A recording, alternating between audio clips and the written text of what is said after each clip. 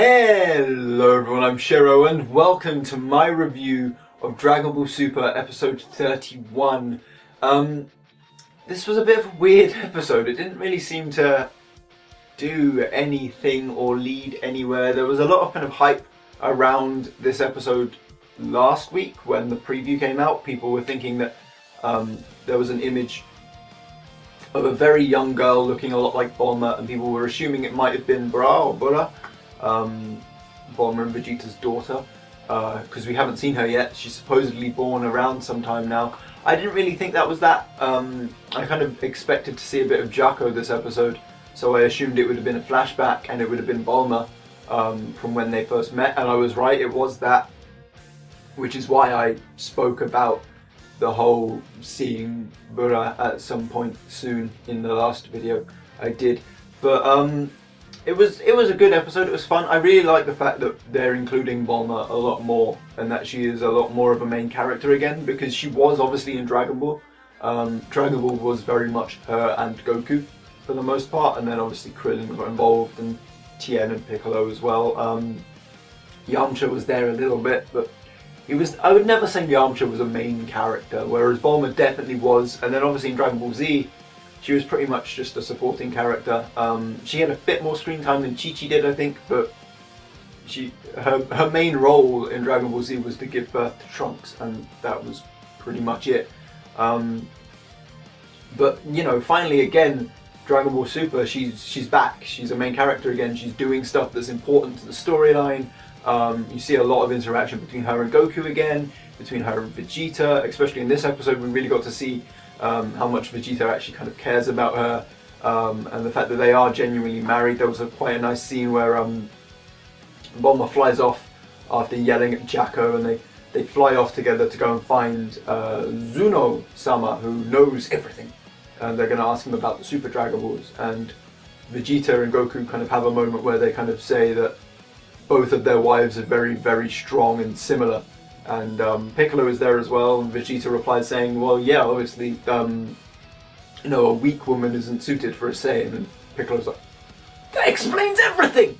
And it was quite a funny scene, because until that point, Piccolo has kind of been a bit oblivious and just doesn't care about kind of relationships and stuff. Obviously, he's a Namekian, so that's not his deal at all anyway. So for him to be the one to react like that was quite comical, and I liked that scene.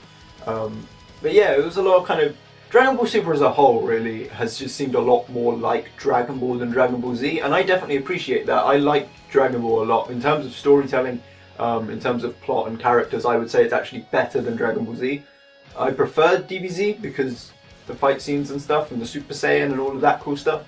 And you know, that's just more nostalgic for me, I guess. I used to watch DBZ as a kid, whereas I didn't really watch Dragon Ball much as a kid because that was a bit too early for me. But you know, this is definitely more reminiscent of Dragon Ball, I'd say, so far. It's kind of a mixture of the two. It's got the story elements, it's got the character development, it's got the comedy and the fun of Dragon Ball, but it's also got the fight scenes, the action, the transformations, and the shouting, and all of that stuff from Dragon Ball Z, and I think that's really, really cool. Again, I do kind of want to see Bura at some point, because she's meant to be alive soon. She's meant to be born soon. There was kind of hints that, you know, Vegeta was being very possessive of Bulma this episode, very protective. So maybe even he's already impregnated her, or whether he will do kind of after this episode as such, and that will start being a subplot, because she is in the show. She is in Dragon Ball Z. We see her in the manga. And obviously Pan has been born, Marin has been born. Where's Bra? She must be somewhere. She is the youngest of the three, but you know, she should be soon born, somewhere around the tournament. And it's really getting ready to like set up the tournament now. The tournament is pretty much about to be underway. We did learn about the Super Dragon Balls. We learned that, as far as I could tell from the subs, is that there's not 7 in each, but there's 7 split between both universes. So universe 6 and 7, there's a total of 7 Dragon Balls. and that means that Champa obviously came into Universe 6, which I believe we saw in order to actually get some of the Dragon Balls from that universe. So Beerus would probably be pretty pissed off, because he was kind of relying on the fact that he doesn't need these Dragon Balls. He's got 7 of them in his own universe, so he doesn't really need to do his tournament. But there isn't those extra 7, they're the same 7. So he's probably going to be a little bit pissed off at that. We found out a lot of lore, strangely enough, that the Super Dragon Balls were made in the year 41 by a guy called Zaraman, I think that was his name. We learned a lot of kind of information. They're like 42,000 years old, which means the universe is only 42,000 years old, which is a bit weird. Especially since we see dinosaurs and stuff in Dragon Ball. It's very weird, but again, Dragon Ball has never been the most realistic series, so we can't really expect much else. But yeah, it definitely seems to be kind of setting up for the universe tournament, I guess. Now, I'm very, very much looking forward to it. This seemed almost like filler. You might have heard that. That was my phone. Should probably turn that off next time I film something. But yeah, the episode seemed almost like filler. Nothing really happened. It was more kind of lore and setting the scene and reconfirmation of things that we kind of already knew. It gives kind of a nice little bit of information. I'm really interested now to kind of find out more about this Saruman guy, because if he created the Super Dragon Balls, which then the Namekians used as inspiration for their Dragon Balls, and then obviously Kami used for the Earth Dragon Balls, this is the original creator. He must have something to do with the dragons. Something must be up with that. Like, he must be an important character at some point, otherwise I don't see the point in telling us about him at all. Whether he'll be in a future arc, whatever, he's bound to be included somewhere, because we heard about the Namekians and the race of Namekians in the Saiyan saga, and then the next saga we went to Namek. So with this guy, are we going to have another arc after the tournament where they're going to go and meet this guy, or go back in time or something? Like what's going to happen? Because Dragon Ball doesn't give lore very often. There isn't much in the way of lore in the world. Most of the lore in fact comes from games like Dragon Ball Heroes and Xenoverse. Not much of it comes from the actual show or the manga at all. A lot of it is just kind of made up on the spot by not Akira Toriyama. It's made up by game companies and other people like that. And then it's made canon because those games are technically canon. So it doesn't ever give lore or explanation without a reason to it. So what's the reason? Are we going to see this guy? Is there going to be like another arc? What's going to happen? I'm really, really interested to see. I want to find out more about this guy now. In the same way that when I first watched Dragon Ball Z, I wanted to find out more about Piccolo and his own race, his people, and Namek, and then we went to Namek, and that was great. And also in Saiyan Saga, obviously we heard about Frieza, and that tied in very nicely.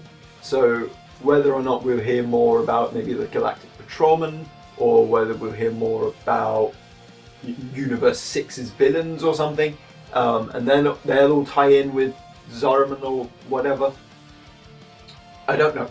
But it'll be really cool to see. I'm really hoping that something does happen with that.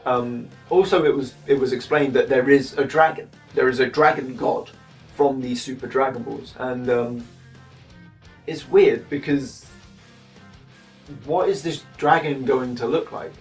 He's going to represent both Universe 7 and 6. This dragon is bound to be almighty and super powerful and huge as well, because it's fucking makes up 2 universes. The Dragon Balls are the size of fucking planets.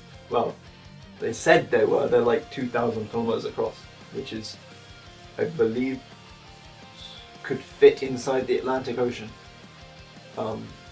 which isn't much. Yeah, I'm very, very interested. It laid a lot of things that maybe not relevant for this arc as such, but will perhaps become relevant later on in the series. And I'm hoping that there is a later on in the series, so that's good. Maybe some foreshadowing. Maybe there's a new game that's going to come out, and because I'm completely fine with that. I'm completely fine with them branching out the canon and expanding that through games, because I like playing games. and it gives me videos to make on my other channel.